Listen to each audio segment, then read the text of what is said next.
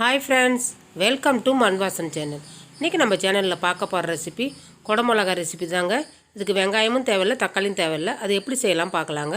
அதுக்கு முதல்ல case on பண்ணிவிட்டு ஒரு கடாய் வச்சுக்கோங்க.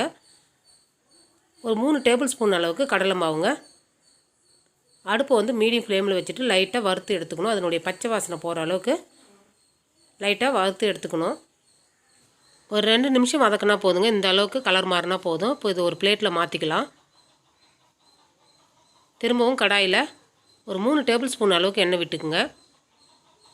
எண்ணெய் நல்லா காஞ்சதும் 1/2 டீஸ்பூன் சோம்பு, 1/2 டீஸ்பூன் ஜீரகம், 2 நல்லா வெடிக்கட்டுன்னு சொல்லிவிட்டு நம்ம குடமிளகா சேர்த்துக்கலாங்க. குடமிளகா பார்த்திங்கன்னா நான் 300 கிராம் எடுத்துருக்கேங்க. அந்த விதைகள்லாம் எடுத்துகிட்டு கட்டமாக நறுக்கி வச்சுருக்கிறேன். கொஞ்சம் பெரிய சைஸாகவே கட் பண்ணுங்க. அந்த எண்ணெயில் சேர்த்து லைட்டாக வதக்கினா போதுங்க. குடமிளகா சீக்கிரமாக வெந்துடும். அதனால் ரொம்ப வேக வைக்க தேவையில்லை. ஒரு 2 நிமிஷம் வதக்கினா போதும். இந்த ரெசிபி பார்த்திங்கன்னா டக்குன்னு செஞ்சு முடிச்சிடலாங்க. குடமிளகாலாம் நிறைய ரெசிபி பார்த்துருப்போங்க. நம்ம சேனலில் நிறைய போட்டிருக்கோம். இருந்தாலும் இது ஒரு டிஃப்ரெண்ட்டான முறையில் செஞ்சுருக்குறோங்க. டேஸ்ட் நல்லா சூப்பராக இருக்கும். செஞ்சு பார்த்துட்டு எனக்கு சொல்லுங்கள் எப்படி இருந்ததுன்னு சொல்லிவிட்டு.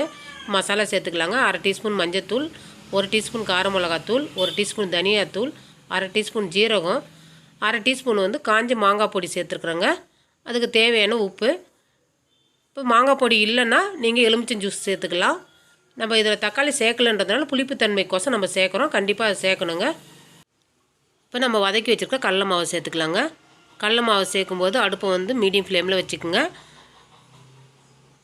அந்த குடல் மிளகாவை கூட லைட்டாக பரட்டி கொடுங்க. கடல மாவை சேர்த்து ஒரு 2 நிமிஷம் வதக்கி விட்டால் போதுங்க.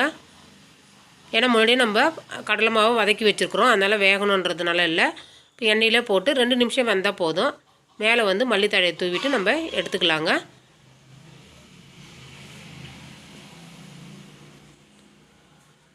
அவ்வளோதாங்க, ரெடி ஆகிடுச்சு நம்ம குடமிளகா ரெசிபி. இந்த ரெசிபி பிடிச்சிருந்ததுன்னா மண் வாசம் சேனல் லைக் பண்ணுங்கள், ஷேர் பண்ணுங்கள், கமெண்ட் பண்ணுங்கள், சப்ஸ்கிரைப் பண்ணுங்கள். தேங்க்யூ.